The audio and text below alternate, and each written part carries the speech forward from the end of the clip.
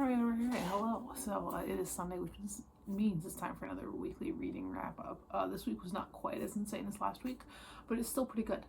So we're going to talk about it. First up, I did read a book on my Kindle. That is Blue Jay. Put up a picture there by Megan Stockton. This is an extreme horror novella.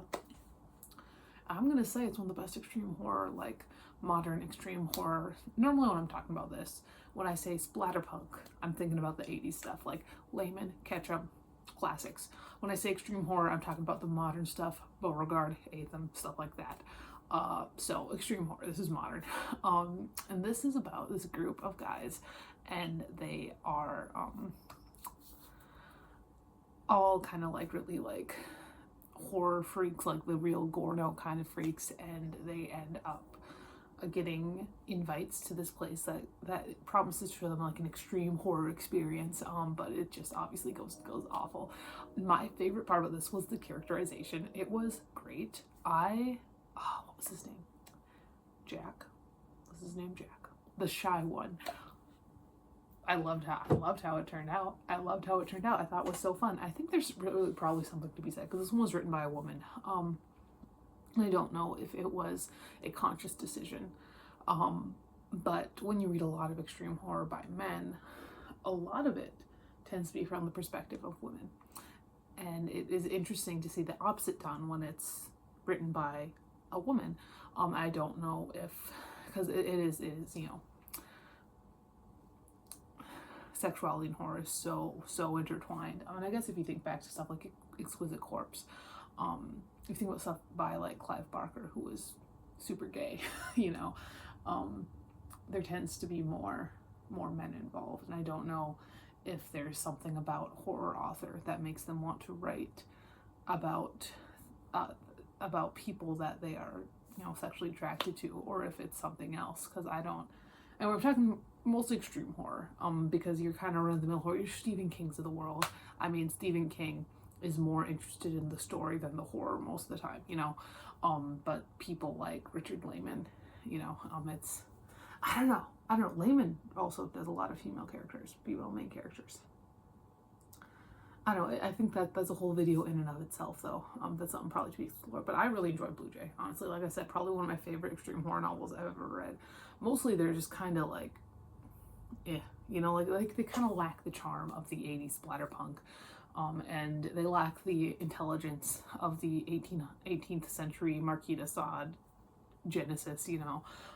But I really enjoyed this one. I thought it was definitely something. I think Stockton's one to watch, because I think she's definitely got some good ideas. The writing was good too. Oh my god, the writing was good.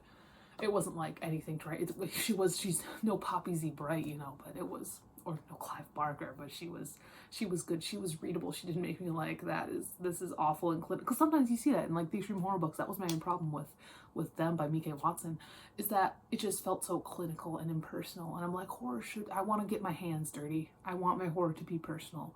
And she made it. It was personal, you know. I really enjoyed it. I think I gave it 5 out of 5 stars. It was a good fucking time. After that, I read Call Down the Hawk by Maggie Stiefvater. This is the first book in the sequel trilogy to the Raven Boys, the Dreamer trilogy. It's been a long time since I read the Raven Boys.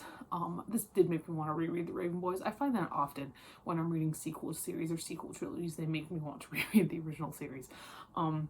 This follows primarily Ronan and other dreamers, and kind of the whole wider implication of dreamers. Really, that's what this is about, is the wider implication of dreamers. Yeah, it was fine. It was good, you know. I enjoyed it. I liked the stuff with Ronan, you know. I liked Declan's little love story. I thought that was fun.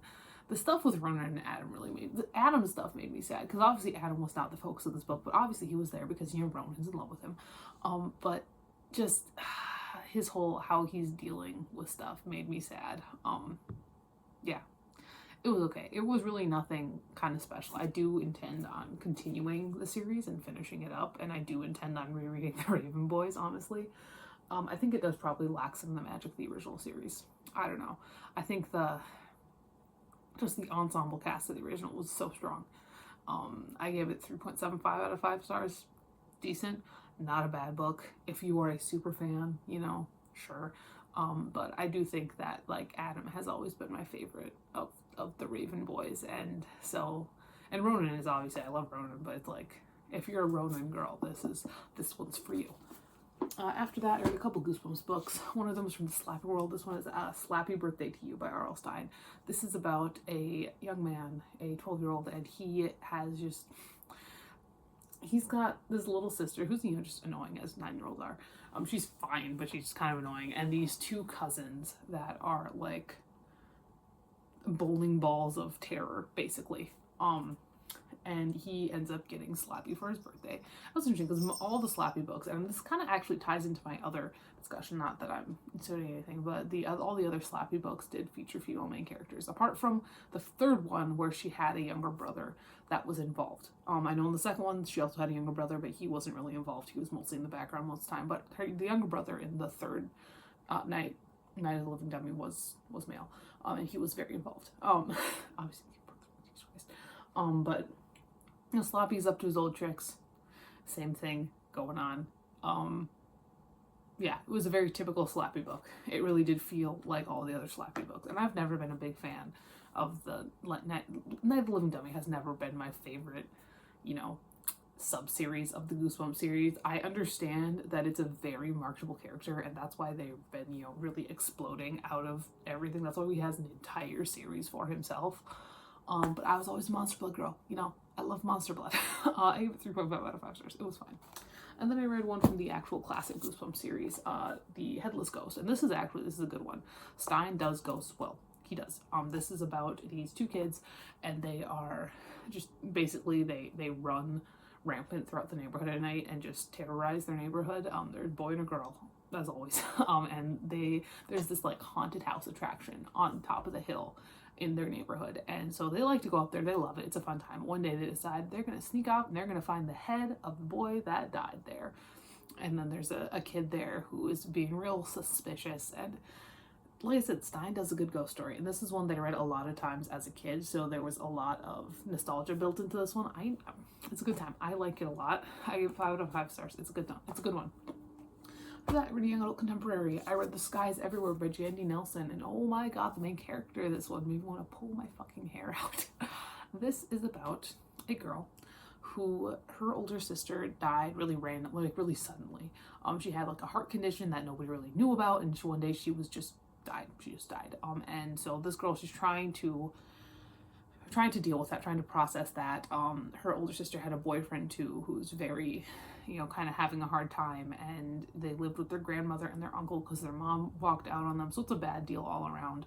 And one day this girl in her band, like a school, like orchestra kind of band, orchestral, she plays clarinet. This new boy's there, and he is beautiful and everybody loves him, and this girl end up, really, really, really clicking. But unfortunately, this girl is really kind of stuck. Her older sister's boyfriend is, I couldn't stand it. like I really liked romance. I really liked, what's his name, Joe, the new boy. I loved him. He was wonderful. He was sweet. I loved his family. I loved him. He was great. And the main character just like made me want to shoot myself in the head. Like, it was awful. This book was really saved by the romance between her and Joe, because other than that, I gave this book 4.5 stars, and it was basically because of that. Jamie Nelson is a fabulous, talented writer. I read I'll Give You the Sun years ago, when it was super popular, but it was, couldn't stand this girl. Like I said, 4.5 out of 5 stars, but very frustrating. Then I read a cheesy old horror novel, The Wolfen by Whitley Strieber. I was not expecting to like this one because I read Communion by Whitley Strieber, which is about his experiences being abducted by aliens, and it's just the most batshit stupid thing I've ever read. However, I forgot that batshit stupid is what makes these little horror novels so great. And this was also batshit stupid, but in a really fun way. So this is about these two cops in New York, and there have been these murders, or it gets kicked off when these two young cops are just like eviscerated, and it looks like they've been attacked by dogs, but dogs don't do it like that, like these cops were just brutally just eviscerated, guts everywhere, like blood everywhere, awful. And so they end up, these two cops end up like becoming obsessed with this because the police want to just close the case. It was dogs, that's what it was, you know, end of story. But these cops are like, there's got to be something more to this. And it, so fun, just wild, you know, just wild, gory. When we got the real kind of perspectives of the wolfen, because we did get some of those, it was insane. I give it 4 out of 5 stars. It was a fun time. Stryber has redeemed himself. All right, back to the YA. Ruin and Rising by Leigh Bardugo. This is the 3rd book in the Grisha trilogy, which is the first book, the first series in the whole Grishaverse thing, which also includes like Six of Crows, which was the big one. Obviously, Netflix adaptation. I did watch the entire Netflix adaptation before reading this one, or Six of Crows. I've also read Six of Crows. I read Six of Crows before reading this one. Obviously, I knew that they were gonna like win and stuff like that because that's what you always kind of know that. But basically, this follows this world where there is a massive swatch of like just darkness in the middle of their country, and you have to be very careful when you're moving through this darkness because there are these creatures in there that will eat you, and there's all these legends of the sun summoner that will come and like destroy the fold, which is what they call it. And our main character is this skinny little orphan map maker, and she is, you know, the sun summoner, and it goes on and on and on and on, and we're all familiar with the Grishaverse. It was good. I mean, I think that clearly, obviously, I should not have watched the show before I read all the books. Because obviously the show is different because it does incorporate the crows into there, and the crows are, you know, not involved in these books in any way at all. They're in an entirely separate situation. You know, it's in the same universe, but they're entirely separate place, entirely separate concerns. You know, it's a whole different thing. But I kept just like imagining in my head, like, okay, so then this is gonna happen, sort of thing. And also this did, I think, people talk a lot about show mail versus book mail, and I would just kept picturing show mail because I do love show mail. I think Mal in the show is just wonderful. You know, he's beautiful, he's wonderful, and so that gave me a better opinion of book mail because I just kept superimposing my own thoughts about show mail onto book mail. I do love Nikolai though. I do love him a lot, and I do intend on, you know, finishing Six of Crows. I own Crooked Kingdom. I haven't read it yet. I've read the first Six of Crows book. I do intend to read the Nikolai books, even though I heard they're kind of iffy. I think Bardugo is definitely, she's become kind of a powerhouse in terms of fantasy, and she's almost like the antithesis to like the Sarah J. Maas powerhouse, because Maas is kind of spearheading romantasy, and Bardugo is just writing fantasy, you know, which I think is great. It's great that we got both, you know. I'm not a huge Maas fan. I've read a number of her books and they bore the shit out of me, you know, like her Throne of Glass books. You can tell that when she's not writing sex scenes, she just does not give a shit. I did enjoy the two the Crescent City books. I liked those. I read both of them. So I do intend on really always finishing every series that I start. But will I ever probably finish Throne of Glass? Goddamn no. Like, I just, Throne of Glass didn't care for them. I do half intend on finishing Court of Mist and Fury, whatever. I read Thorns and Roses and Mist and Fury. I haven't read any more. I enjoyed them both. Crescent City, I do, like, I have the 3rd book on my, like, Amazon books I want desperately list, so I do very much intend on finishing that one. But Bardugo, I think, she's a more talented writer, and she cares more about stuff that's not sex and romance, which is great.